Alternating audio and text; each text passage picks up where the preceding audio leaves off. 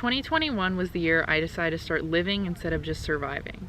Living in the moment changed my perspective on a variety of things, from relationships to the future of my career. When I made the decision to pursue art history in college, I was repeatedly told that I would be poor and the only place that degree would take me is behind a fast food counter. Having unlearned countless myths about pursuing a successful career in fine arts has not been easy. I found that it held me back from reaching my fullest potential. But recently, I decided to put my foot down and stand up for myself and my work. If I'm only going to get one shot at life, I'm going to chase the dream that is screaming my name, and that's to create masterpieces for a living." Back in September, I had an epiphany about happiness and my potential in this exact spot. One of my college professors recommended me for an honors transfer program because she was saying how my work had went above and beyond in her class and how I could get my most out of my time at community college by joining this program and being in smaller classes, specifically just for students in honors. Obviously, it would help me when wanting to transfer to university because my application would be reviewed first amongst all the other applicants, and I would have a special seal on my transcript saying that I was in the program, so I decided to apply. On November 2nd, 2021, I was accepted into the program. But what's the difference between living and just surviving? Zerman Zane differentiates them best. In a video titled "Living in the Moment," posted on December 10th, 2021, he says, "If you're living in the now, you make every moment as fulfilling as possible. Not every moment is going to involve something wonderful. Sometimes you're going to have to clean the house, get your work done, or hit the gym. It's just a mundane part of life, but you can choose to make it something you look forward to. Perhaps buying a new bag to hold all your gym clothes and workout gear. Something that might look nicer and be of higher quality than the tote bag that you used to bring to the gym. It's nothing crazy, but something you look forward to when doing your daily workout. My point being is that you need to find meaning in the mundane. Fall in love with your everyday life, because you're not going to live by always looking forward to the weekend."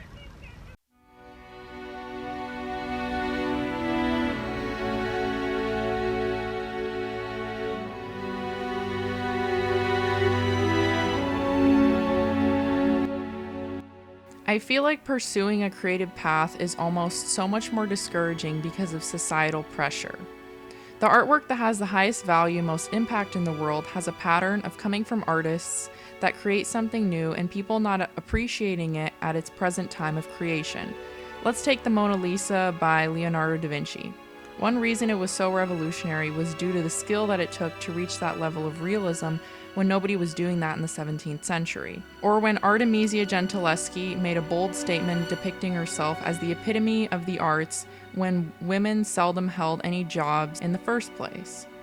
Let's take a look at Vincent van Gogh's Starry Night. He created this piece when he was depressed, considering it a quote-unquote failure. But he lived a hard life and his feeling towards his work was raw and what he truly felt inside of himself regarding this piece. That's valid, but he shouldn't have to feel this way.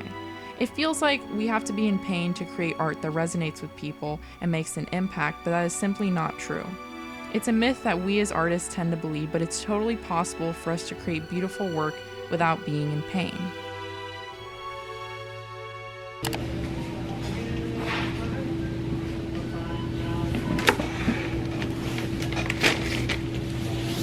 Something that's been on my mind a lot lately is just relationships and what I want moving forward in general, but also like what's gonna happen when I transfer. And I mean, everyone's been telling me the same thing, like you're not gonna want to be in a relationship while you're in college just because of everything that's going on. You just want to have fun and be single. But I've always been a relationship type person, and when I dabbled into casual dating, I made exceptions for people, and I almost like regret doing that because it hurt me so much, but it also taught me a lot, so I don't regret it. It's just I noticed that, at least in my skin would break out so much because I was so like stressed being so casual with people. But when I started having more expectations and not settling and just telling people this is what I want, if you don't want to provide it, I'm just gonna walk away, instead of staying for their comfort, I noticed that my skin wouldn't break out as much, and it just showed that I wasn't stressed when I put my foot down for what I wanted.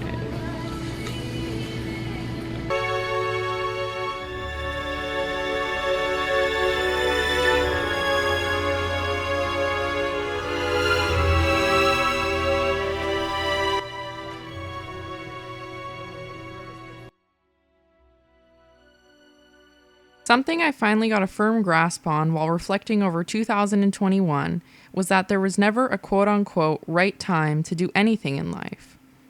The only thing we have is time, and what matters is what we decide to do with it. You're allowed to walk away from situations that strip you of your peace of mind. Is the party getting boring? Leave.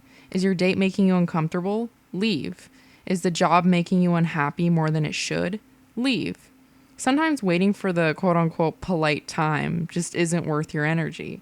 It's okay to make a scene. That's life. It's unpredictable, and time is a currency you can only spend once. Make the right purchase and don't settle for what makes your heart unhappy. Not all your decisions have to make sense to the people around you, but your peace isn't worth the comfort of everyone but you. Let go of what no longer serves you and choose peace of mind. It takes a lot of self-respect to walk away from a tough situation, but it's also the greatest sign of strength when you're able to do so.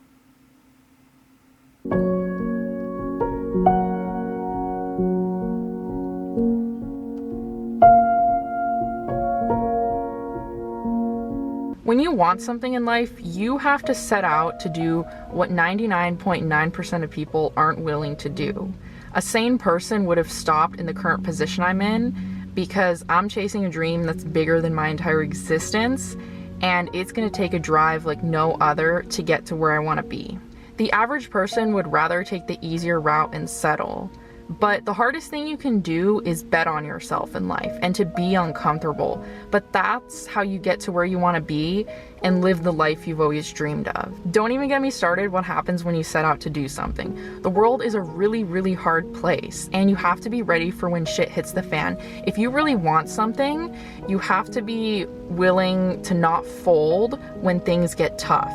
If you get thrown a shitty deck of cards, you have to deal with it and push through. It will make you a stronger person in the end, but the only way you can get to where you want to be is by not giving in when things get hard.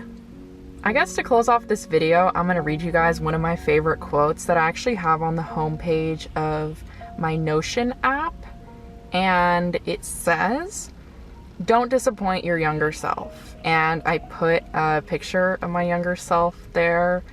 This was when I was like 18 and a half, now I'm 19. But I see that every time I go on Notion, I go to plan for the future and just plan my week and whatnot.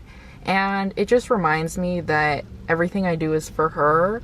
And it's totally possible for me to do everything she wanted me to do and more. I hope you guys enjoyed getting a little glimpse into what this channel is going to be. Fitness, art, motivation, rambling, my life. It's going to be super duper fun. And remember to chase your wildest dreams. I'll see you next time.